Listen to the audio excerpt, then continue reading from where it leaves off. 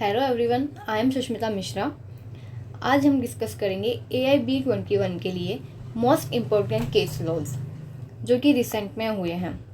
पहला केस है Rajni versus state of UP 2025। इसके अंदर सुप्रीम कोर्ट ने बोला था कि जो जुवेनाइल जस्टिस बोर्ड है वो अपने ही ऑर्डर को रिव्यू नहीं कर सकता। इसमें ये बोला गया था कि जो JJB जो है उसने अगर कोई भी एक अपना फाइनल डिसीजन दे दिया है तो वो उसको बार बार चेंज नहीं कर सकता, क्योंकि उसके पास अपने ही ऑर्डर को रिव्यू करने की पावर ही नहीं है। उसकी जो पावर है उसको लिमिटेड बताया गया है इस केस में। साथ ही साथ कोर्ट ने ये भी अफर्म किया है कि जो एज डिटर्मिनेशन है बच्चों की वो स्कूल सर्टिफिकेट के को ही प्रायोरिटी दी जाएगी। जो स्कूल सर्टिफिकेट है उसके बेस पर एज डिटरमाइन की जाएगी और मेडिकल एविडेंस के अंदर ऑसिफिकेशन टेस्ट जो है उसको प्रायोरिटी दी जाएगी। इस केस को में दो क्वेश्चन पूछे जा सकते हैं। पहला तो ये JJB की रिव्यू पावर के ऊपर क्वेश्चन पूछ सकता है, या फिर इसको एक इस तरह से याद रख सकते हैं कि जो ऑसिफिकेशन टेस्ट है उसको मेडिकल एविडेंस के लिए प्रायोरिटी दी गई है इस केस के अंदर। उसके बाद अपना दूसरा केस आता है सुल्तान इब्राहिम वर्सेस प्रकाशन 2025। इसके अंदर सुप्रीम कोर्ट ने बोला था जो अब्यूज ऑफ कोर्ट प्रोसीजर है और प्रोसीजनल कंडक्ट उसके लिए प्रेसिडेंट दिया था कि जो भी डिफेंडेंट है वो अगर लीगली बार उसको जो लीगली बार किया गया है कि सेम प्रोसीजर के ऊपर जो है वो ऑब्जेक्शन नहीं कर सकता डिफरेंट स्टेजेस पे। स्पेसिफिकली जो CPC का ऑर्डर 1 रूल 10 है उसके अंदर ये बोला गया है कि अगर कोई भी पार्टी जो है वो इम्प्लीट करती है और पार्टिसिपेट करती है केस में फॉर किसी सिग्निफिकेंट ड्यूरेशन के लिए जहाँ पे उसने कोई भी वैलिड ऑब्जेक्शन जो है उसको रेज नहीं किया है, तो वो बाद में जाके जो है इस सेम ग्राउंड के ऊपर जो है ऑब्जेक्शन नहीं कर सकती है। इस केस के अंदर जो कोर्ट है उसने रिपीट की जो ऑब्जेक्शन है उसको अलाउ करते हुए बोला गया था जी doctrine of finality and encourage जो है इस कोर्ट में ये बोला गया था कि जो भी ऑब्जेक्शन है, ठीक है, अगर उसको रिपीटेड ऑब्जेक्शन को अगर हम अलाउ करते रहेंगे तो ये जो है वायोलेट करेगा डॉक्ट्राइन ऑफ फाइनलिटी। मतलब जो केस है वो तो चलता ही रहेगा लंबे टाइम तक, ठीक है, और जो लॉन्ग वे में जो केसेस चलते हैं उसको ज़्यादा बढ़ावा मिलेगा। इस बात पे जो है इस सुल्तान इब्राहिम प्रकाशन में जो है कोर्ट ने ये रूलिंग पेश की थी। इसके बाद अपना दूसरा केस आता है त्रिवेणी कोरकनी वर्सेस एयर इंडिया लिमिटेड 2025। इसके अंदर जो सुप्रीम कोर्ट ऑफ इंडिया है उसने कुछ गाइडलाइंस दी थी कि जो एक्सीडेंट केसेस होते हैं उसके अंदर कंपनसेशन को कैलकुलेट करने के लिए गाइडलाइंस दी थी। इसके अंदर ये बोला गया था कि जो हाई अर्निंग जो इंडिविजुअल्स है उनके केस के अंदर जब अपन कंपनसेशन को कैलकुलेट करते हैं तो इन चीज़ों को ध्यान में रखना होता है। पहला है इनकम असेसमेंट। जो कोर्ट है उसने रूल किया था कि जो एम्प्लॉय की जो इनकम है वो उनकी फुल एंटाइटलमेंट के ऊपर जो है असेस की जाएगी, जिसके अंदर जो अलाउंस है उनका ट्रांसपोर्ट और हाउस रेंट उसको डिडक्ट नहीं किया जाएगा और उसको भी जो कंपनसेशन की जो कैलकुलेशन उसके अंदर ऐड किया जाएगा। फिर आता है future perspective for permanent employees of स्केपराइज corporation. The court clarified that future prospect should be calculated generally. In this specific case, it allowed a 30% addition to the income to account for future career growth. इसके साथ ही इन्होंने दो ground सो बताए थे। पहला है multiple method. ये जो मल्टीपल सिस्टम है वो यूजुअली जो है मोटर व्हीकल एक्ट के जो केसेस होते हैं उसके अंदर अप्लाई किए जाते हैं, और इसी को जो ये एयर क्रैश विक्टिम्स का जो केस हुआ है इसके अंदर भी जो कोर्ट है उसने अप्लाई किया है।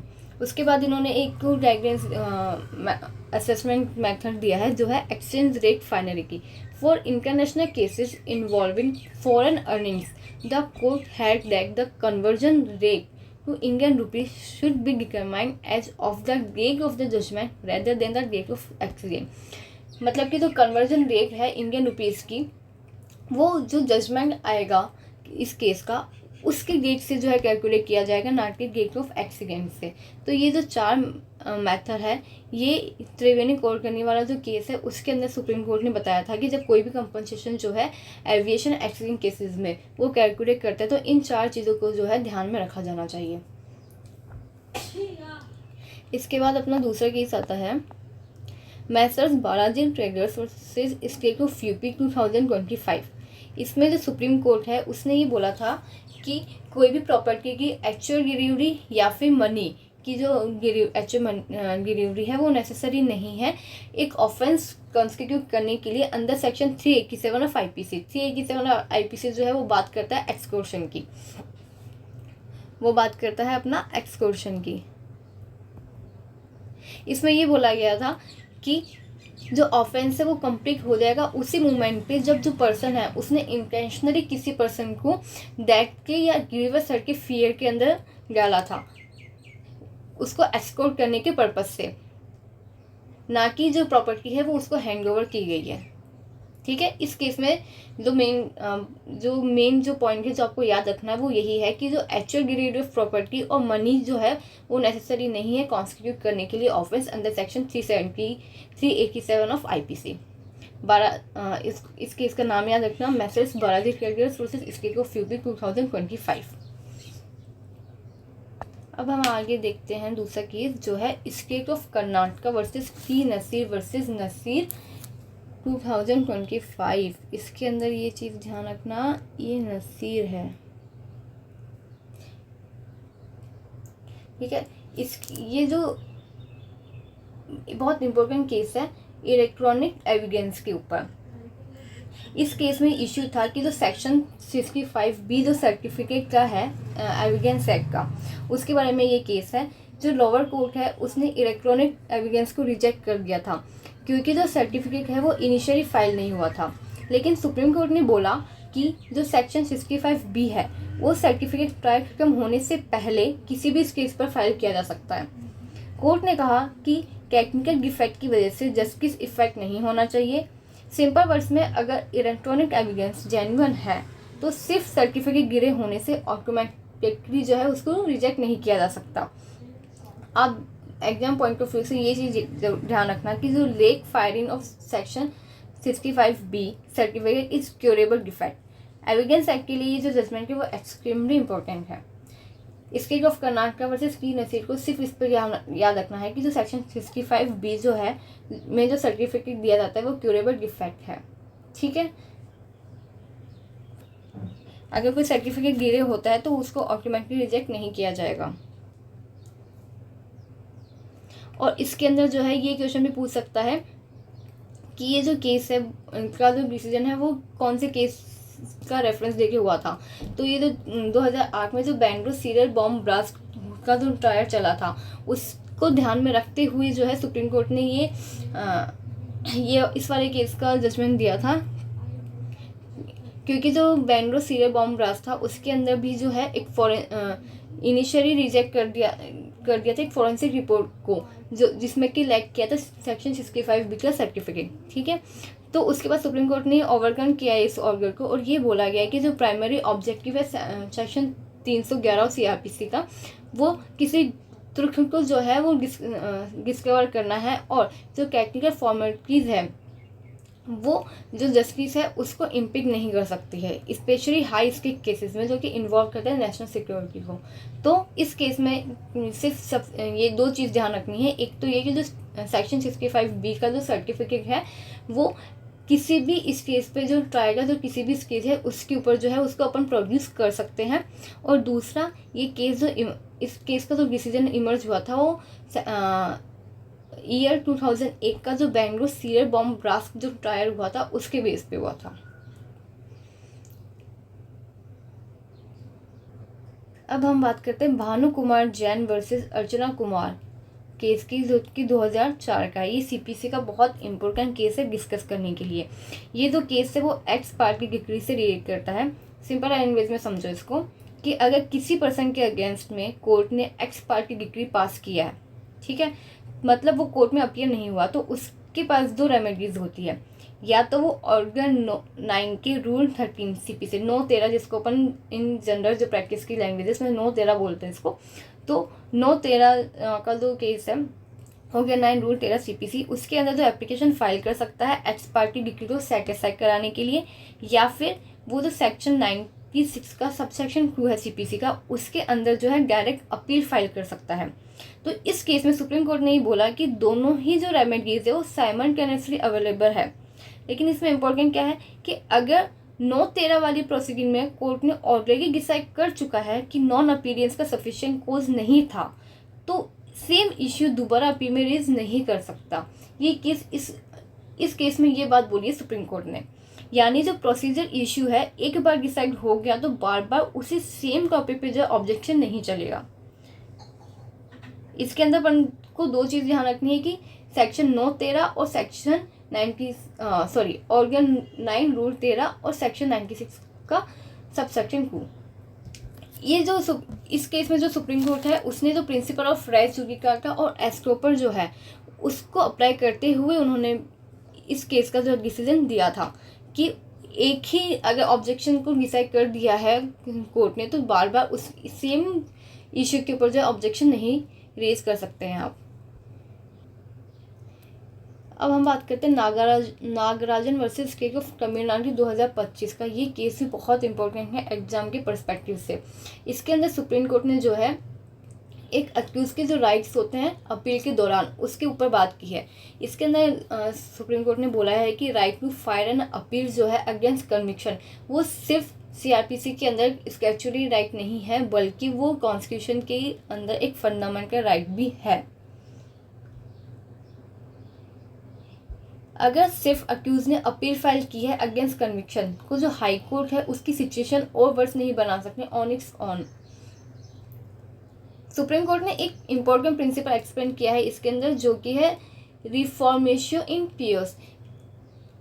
इसका सिंपल मीनिंग होता है कि कोई भी पर्सन अगर अपील फाइल करके अपनी कंडीशन को खराब पोजीशन में नहीं ले जाना चाहिए। अपील का जो राइट है सिर्फ स्टैट्यूटरी नहीं है बल्कि पर्सनल लिबर्टी से भी कनेक्टेड कॉन्स्टिट्यूशनल प्रोटेक्शन है। ठीक है, इस केस में आपको दो चीज़ ध्यान रखनी है। एक तो ये कि जो भी अक्यूज होता है उसके पास कन्विक्शन के लिए अपील करता है वो, ठीक है, तो ये जो अपील का जो राइट होता है वो सिर्फ स्टैट्यूटरी नहीं होता है CRPC में, वो फंडामेंटल कॉन्स्टिट्यूशन होगा। या तो एग्जाम में इस पॉइंट के ऊपर जो है इस केस को पूछा जाएगा, या फिर उसके अंदर ये जो प्रिंसिपल कोर्ट ने अप्लाई किया है रिफॉर्मेशन पियर्स ये भी पूछा जा सकता है। इस केस को ध्यान रखना, Nagarajan versus state of Tamil Nadu 2025। अब हम बात करते हैं Amrish Kumar versus state of Bihar 2025 की।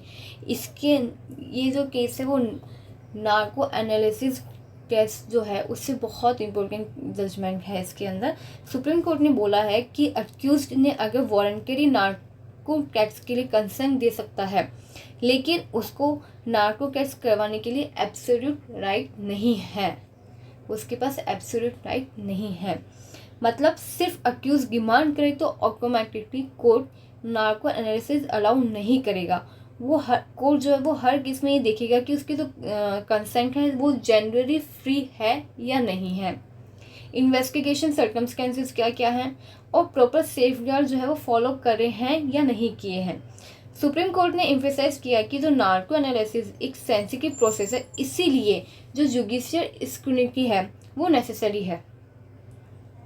ठीक है, तो एग्जाम पॉइंट ऑफ व्यू से आपको इसमें ये ध्यान रखना है कि जो narco analysis can be voluntary but it is not a indefeasible और absolute right of the accused. ठीक है, इस केस का नाम याद रखना, Amrish Kumar versus state of Bihar 2025। इसके बाद हम बात करते हैं Nandini Sundar versus and ors versus state of Chhattisgarh 2025। ये जो केस है वो कॉन्स्टिट्यूशनल लॉ के ऊपर लॉ का केस है। इस केस में इशू ये था कि क्या रजिस्ट्रेचर जो है कोई लॉ पास करे तो उसको कोर्ट का कंटेम्प्ट माना जा सकता है। अगर कोई भी रजिस्ट्रेटर कोई लॉ पास करता है तो क्या उसको कंटेम्प्ट ऑफ कोर्ट जो है वो माना जा सकता है। सुप्रीम कोर्ट ने क्लियरली बोला कि रजिस्ट्रेशन के द्वारा law banana contempt of court नहीं होता। कोर्ट ने कहा कि पार्लियामेंट और स्टेट रजिस्ट्रेशन के पास कॉन्स्टिट्यूशनल पावर्स है कि वो लॉ बना सकते हैं, और जब तक वो अपने कॉन्स्टिट्यूशनल लिमिट्स के अंदर काम कर रहे हैं, उनका लॉ मेकिंग फंक्शन जो है वो कंटेम्प्ट नहीं माना जाएगा। सिंपल वर्ड्स में ये है बोला गया है कि जो कोर्ट और लेजिस्लेचर है वो दोनों अपने अपने कॉन्स्टिट्यूशन गवर्नमेंट्स में काम करते हैं। तो इस जजमेंट में जो सुप्रीम कोर्ट है उन्होंने सेपरेशन ऑफ पावर का जो प्रिंसिपल है उसको ही जो है रीइंफोर्स किया है, सेपरेशन ऑफ पावर को। ठीक है, नंदिनी सुंदर का जो केस है उसके अंदर ये बोला गया था कि जो इनेक्टमेंट ऑफ लॉ, जब लेजिस्लेचर कोई भी लॉ बनाता है तो वो जो है कंटेम्प्ट ऑफ कोर्ट नहीं माना जाएगा। और इसके अंदर एक चीज और याद रखना है कि ये जो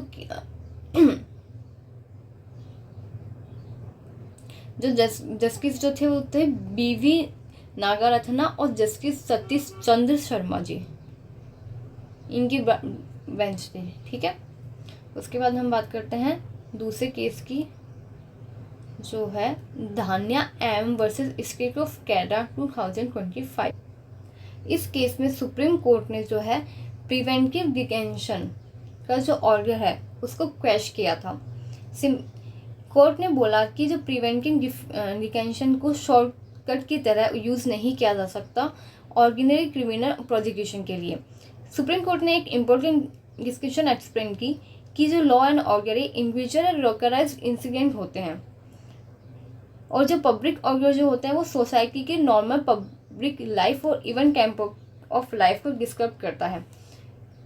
दो चीज़ थी, एक तो सुप्रीम कोर्ट ने जो प्रिवेंटिव डिटेंशन ऑर्डर जो है उसको क्वैश किया था इसके अंदर, और दूसरा जो पब्लिक ऑर्डर और लॉ एंड ऑर्डर जो है उसमें डिफरेंस बताया था। क्या डिफरेंस बताया था कि जो लॉ एंड ऑर्डर जो होते हैं वो इंडिविजुअल या लोकलाइज्ड इंसिडेंट होते हैं, जबकि पब्लिक ऑफ ऑर्डर जो होते हैं वो सोसाइटी के नॉर्मल पब्लिक लाइफ और इवन कैंप ऑफ लाइफ जो है उसको डिस्क्राइब करता है। और कोर्ट ने ये भी कहा कि हर लॉ एंड ऑर्डर जो है वो इशू जो है वो ऑटोमेटिकली पब्लिक ऑर्डर इशू नहीं बन जाता है। इस केस में पर्सन ऑलरेडी बेल पर था और स्टेट ने बेल कैंसिल भी नहीं करवाई थी, इसलिए कोर्ट ने बोला डिटेंशन अनजस्टिफाइड था।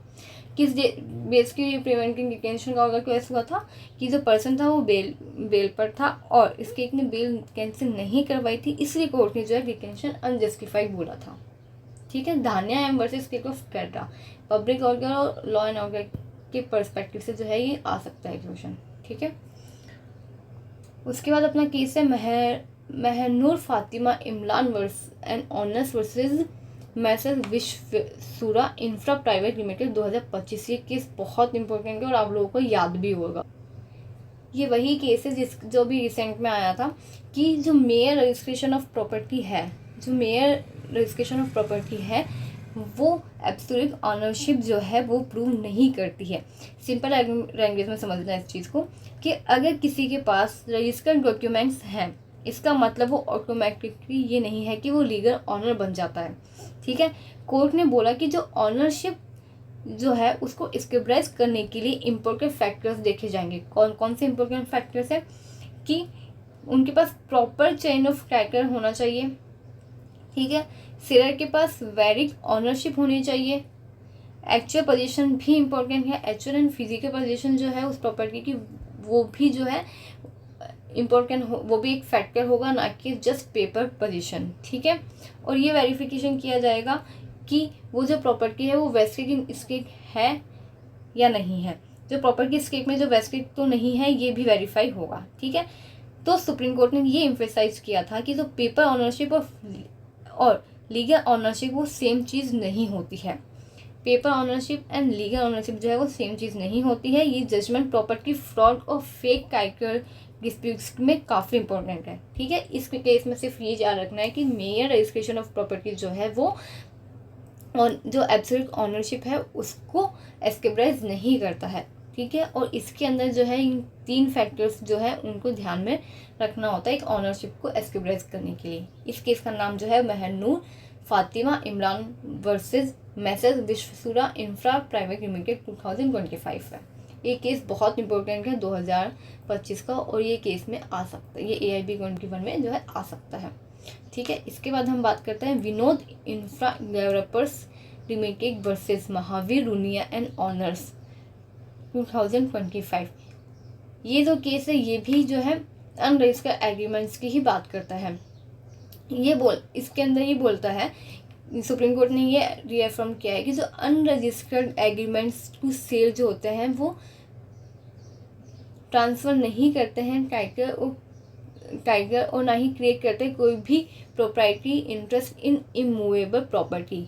ठीक है, कोई भी अनरजिस्टर्ड जो एग्रीमेंट होते हैं सेल की वो सीधा ही कोई भी टाइगर को ट्रांसफ़र नहीं करता है और ना ही कोई भी प्रॉपर्टी जो इंटरेस्ट होता है उसको क्रिएट करता है इमूवेबल प्रॉपर्टी में। मतलब अगर आपको अपना टाइटल ट्रांसफ़र करवाना है या फिर इमूवेबल प्रॉपर्टी में अपना इंटरेस्ट जो है उसको क्रिएट करवाना है तो उसके लिए आपके पास जो एग्रीमेंट होता है वो रजिस्टर्ड होना कंपल्सरी है।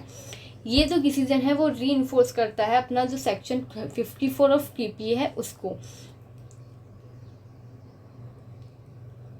जो कि बात करता है कि जो contract for sale only records the terms of A future transaction and does not by itself convey ownership.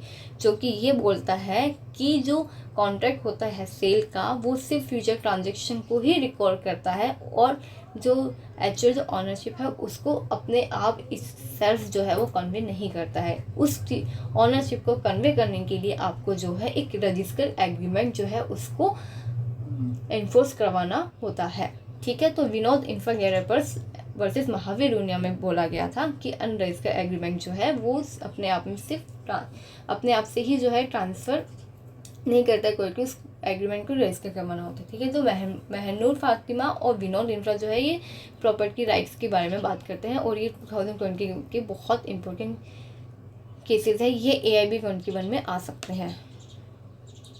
उसके बाद हम बात करते हैं राखी साधु खान वर्सेस राजू साधु खान 2025। ये भी बहुत इंपॉर्टेंट केस है 2025 का और AIB 21 की पर्सपेक्टिव से भी इम्पोर्टेंट है। इसके अंदर जो है सुप्रीम कोर्ट ने एस्टेब्लिश किया था कि जो स्पाउजल मेंटेनेंस है उसके ऊपर प्रेसिडेंट दिया था कि जब भी मेंटेनेंस डिटरमाइन करते हैं कोर्ट तो उसके अंदर जो है स्टैंडर्ड ऑफ लिविंग जो है वाइफ का, जो कि वो शादी के दौरान ड्यूरिंग द मैरिज जो है इंजॉय कर रही थी वाइफ, उसको भी ध्यान में रखा जाएगा। और इस केस में जो है हाई कोर्ट सुप्रीम कोर्ट ने जो है कर्नाटक का हाई कोर्ट का जो ऑर्डर था उसको रिवर्स करके 20,000 से जो है उसकी परमानेंट एलिमनी को 50,000 पर मंथ में जो है कन्वर्ट कर दिया था। इसके अंदर जो जस्टिस थे वो थे जस्टिस विक्रम नाथ और जस्टिस संदीप मेहता। उन्होंने ये बोला था कि जो मेंटेनेंस है वो सिर्फ मेयर ऑफ सब्सिस्टेंस नहीं है, जबकि ये मेजर है सोशल जस्टिस का, जिसका ये इंटेंशन है कि जो स्पाउस है वो डिपेंडेंट रहनी चाहिए life with dignity she was accustomed to. इसका मतलब सिंपल मतलब ये है कि अगर पति पत्नी जो है सेपरेट हो गए हैं, ठीक है, और शादी के दौरान अगर पत्नी जो स्टैंडर्ड ऑफ लिविंग से पहले रह रही थी उसी से रहने का उसको अभी भी अधिकार है। Leave with dignity section article इसके अंदर भी जो उन्होंने 21 को जो आर्टिकल 21 जो है उसको उन्होंने पर्सपेक्टिव बनाते हुए उन्होंने ये वाला जो डिसीजन है वो दिया था कि जब भी मेंटेनेंस कैलकुलेट किया जाता है डिटरमाइन किया जाएगा तो ड्यूरिंग मैरिज जो वाइफ जो स्टैंडर्ड ऑफ लिविंग एंजॉय कर रही थी उसको भी जो है डिटरमाइन किया जाएगा। इस केस का नाम है राखी साधु खान वर्सेस राजू साधु खान 2025। ठीक है, तो ये केस बहुत इंपॉर्टेंट है, इसको ध्यान में रखना। इसके बाद हम बात करते हैं रजनीश वर्सेस नेहा जो कि 2020 में आया था। ये बहुत इंपॉर्टेंट केस था। इसके बाद तो कोर्ट की प्रोसीजर ही चेंज हो गई है। इस केस के अंदर भी जो है मेंटेनेंस की ही बात की गई थी, जिसके अंदर जो भी CRPC, Hindu marriage act, BV act, जितने भी जो एक्ट है जो कि अपन मैट्रिमोनियल केसेस में यूज़ करते हैं उसके अंदर एक यूनिफॉर्मिटी एंड ट्रांसपेरेंसी है उसकी बात की गई थी। इसके अंदर ये बोला गया था कि जब भी कोई केस कोर्ट के अंदर फाइल किया है मेंटेनेंस का या डिवोर्स का तो उस या डोमेस्टिक वायलेंस का, ठीक है, तो उसके अंदर जो दोनों पार्टीज़ है वो अपना एक एफिडेविट लगाएगी जिसके अंदर वो अपनी जो भी एसेट्स और लायबिलिटीज़ है उसको डिस्क्लोज करेगी। ठीक है, जिसकी वजह से जो उनकी जो एक्चुअल इनकम है वो कंसील ना हो या वो छुपी ना रह जाए। ठीक है, तो maintenance must be awarded from the date of application to ensure the depending spouse is not penalised for legal delays. इसके अंदर ये बात भी बोली गई थी कि जो मेंटेनेंस है वो कब से कैलकुलेट किया जाएगा, जब जो एप्लीकेशन अपन ने लगाई है कोर्ट में, उसकी जो डेट है उससे कैलकुलेट किया जाएगा, ना कि जजमेंट से, ठीक है। और ये बात क्यों बोली थी कि जो लीगल डिलेज होती है, तो क्योंकि केस जो है लॉन्ग टर्म में चलता है, तो जो लीगल डिलेज है उसको रोकने के लिए उन्होंने ये बात बोली गई थी। इसमें एक इम्पोर्टेंट बात ये भी थी कि अगर जो मेंटेनेंस है वो मल्टीपल केसेस के अंदर अवॉर्ड किया गया है, जैसे कि एक वाइफ है, उसने डोमेस्टिक वायलेंस का भी केस कर दिया, मेंटेनेंस का भी केस कर दिया, और डिवोर्स का केस भी कर दिया, 498 का भी केस कर दिया, ठीक है। और डोमेस्टिक वायलेंस में भी उसको मेंटेनेंस मिल रहा है, और हिंदू मैरिज एक्ट में भी उसको मेंटेनेंस मिल रहा है। तो कोर्ट ने ये बोला था कि जो डबल पेमेंट जो है उसको अवॉइड करने के, उस जो अमाउंट है उसको एडजस्ट को सेट ऑफ किया जाएगा, ठीक है। ये ऐसा मतलब अब से इस केस के बाद ये नहीं हो सकता कि तुम्हें डोमेस्टिक वायलेंस से भी मेंटेनेंस मिल रहा है और हिंदू मैरिज में भी मेंटेनेंस मिल रहा है। ये अगर तुम्हें दो तरफ से मेंटेनेंस मिल रहा है तो उसको एडजस्ट के सेट ऑफ किया जाएगा।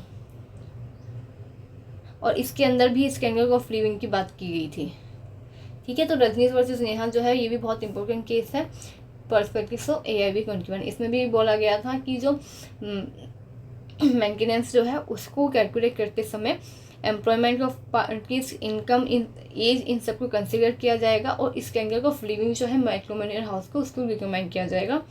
साथ ही में जो दोनों पार्टीज है वो एफिडेविट जो है उनका एफिडेविट पेश करेगी कोर्ट में, जिसके अंदर उनकी जो भी एसेट्स और लाइबिलिटीज है उसको डिस्क्लोज करेंगी, जिसकी वजह से जो उनकी इनकम है वो कंसील ना हो, ठीक है। और जो भी मेंटेनेंस अवॉर्ड किया जाएगा वो डेट ऑफ एप्लीकेशन से किया जाएगा, और अगर मल्टीपल केसेस में मेंटेनेंस अलाउ किया गया तो उसको एडजस्ट को सेट ऑफ किया जाएगा। इसमें ये चीज़ ध्यान रखना है, स्टैंडर्ड ऑफ क्या क्या ध्यान रखना है, एक तो स्टैंडर्ड ऑफ लिविंग ध्यान रखना है, adjust and set off, date of application and affidavit. इसके बाद हम बात करते हैं किरण ज्योति मैनी वर्सेस अनिश प्रमोद पटेल 2024। ये भी बड़ा इम्पोर्टेंट केस है परमानेंट एलिमनी का, जिसके अंदर जो डिवोर्स को सेटल करते समय वन टाइम सेटलमेंट के लिए जो सेटलमेंट होता है एलिमनी के लिए, उसके अंदर 8 फैक्टर टेस्ट बताया गया कि उसको डिटरमाइन करने के लिए। The court evaluates the social and financial status, reasonable needs, employability, income, standard of living, career sacrifice, litigation expense and the husband financial capacity. जब कोई भी डिवोर्स का केस होता है तो परमानेंट एलिमनी हम दी जाती है वाइफ को, तो उसके अंदर जो वन टाइम सेटलमेंट जो होता है किया जाता है उसको डिटरमाइन करने के लिए ये 8 फैक्टर टेस्ट जो है किया जाएगा, जिसमें क्या क्या देखा जाएगा। जो हस्बैंड है उसकी सोशल एंड फाइनेंशियल स्टेटस देखा जाएगा, रीजनेबल नीड्स क्या है, एम्प्लॉयबिलिटी क्या है, इनकम कितनी है, स्टैंडर्ड ऑफ लिविंग क्या है स्पाउसेस का, करियर सेक्रीफाइस क्या किए हैं दोनों ने, लिटिगेशन एक्सपेंसेस क्या है, और हस्बैंड की जो फाइनेंशियल कैपेसिटी है वो। एलिमनी इस केस में ये बोला गया था कि alimony is aimed at ensuring a dependent spouse dignity and preventing destitution not as punishment, ठीक है। जो एलिमनी है उसको एज ए पनिशमेंट नहीं दिया जाएगा। ये केस था किरण ज्योति मैनी वर्सेस अनिश प्रमोद पटेल 2024 का। ये भी बड़ा इम्पोर्टेंट केस है AIB 21 के पर्सपेक्टिव से। इसके बाद हम बात करते हैं acts versus state of Rajasthan and honours 2000 and others 2025।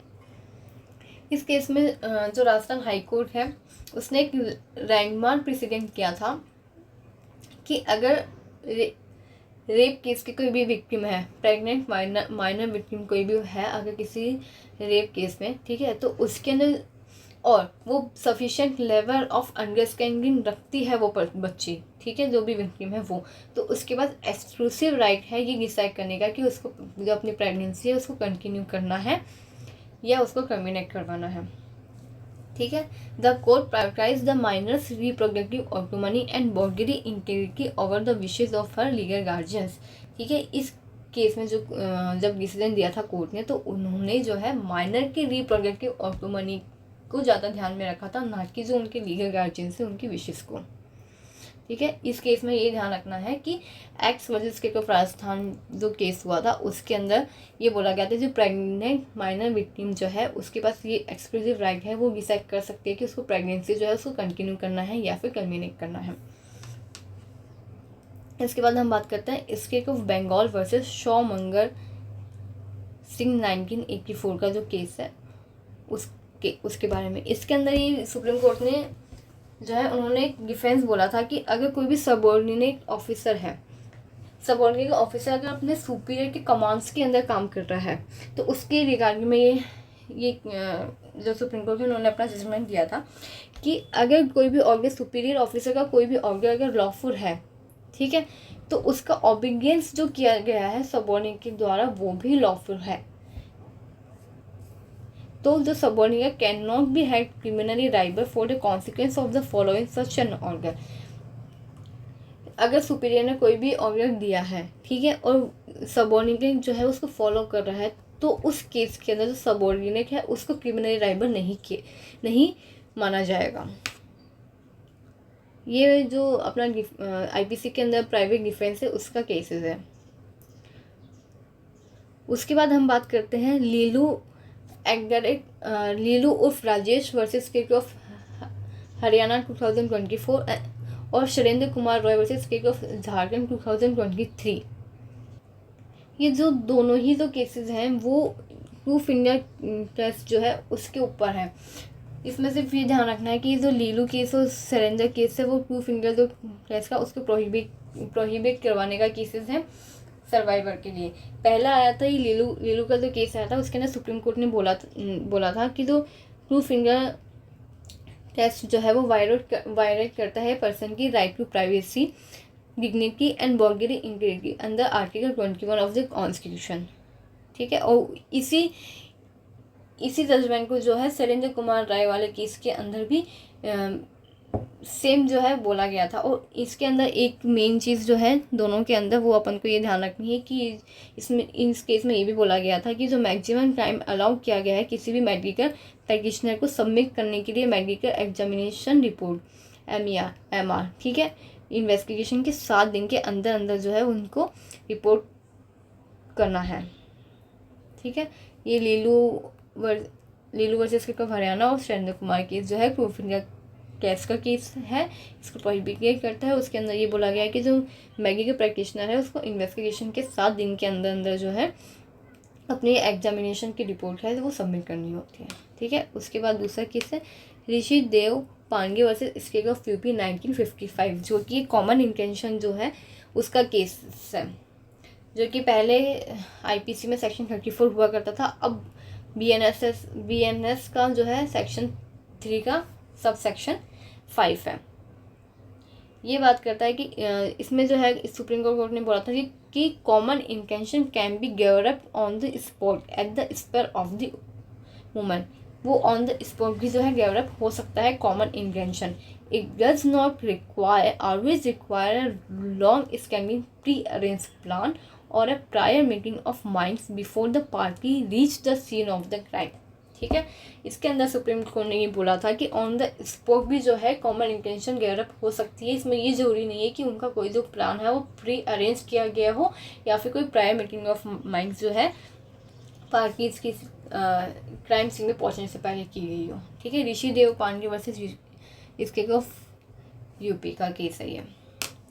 इसके बाद हम बात करते हैं just rights for children alliance versus Harish and another's 2024। ये इम्पोर्टेंट केस है और ये अभी जो है 2025 के RGS और AIB में आ चुका है ये केस, ठीक है। आई थिंक AIB में नहीं, RGS 2025 में ये केस आया है। इसके अंदर बात बोला सुप्रीम कोर्ट जो है उन्होंने बोला गया है कि जो कोई भी पोर्नोग्राफी है, चाइल्ड पोर्नोग्राफी जो है उसको व्यू करना, स्क्रॉल करना, परचेज करता है अगर कोई भी पर्सन, ठीक है, वो पनिशेबल ऑफेंस माना गया है पोक्सो एक्ट 2012 के अंदर, ठीक है। Court emphasized that under Section 15 of POCSO Act, any person who possesses CSAM and child sexual abuse material must either delete it or report it to the authority. जो भी person purchase कर रहा है CSAM को, मतलब child sexual abuse material को, वो या तो उसको डिलीट कर दे या फिर उसको रिपोर्ट करे अथॉरिटीज़ को.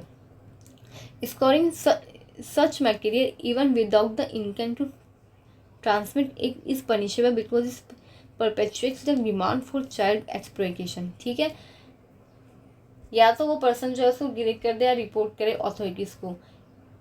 ठीक है,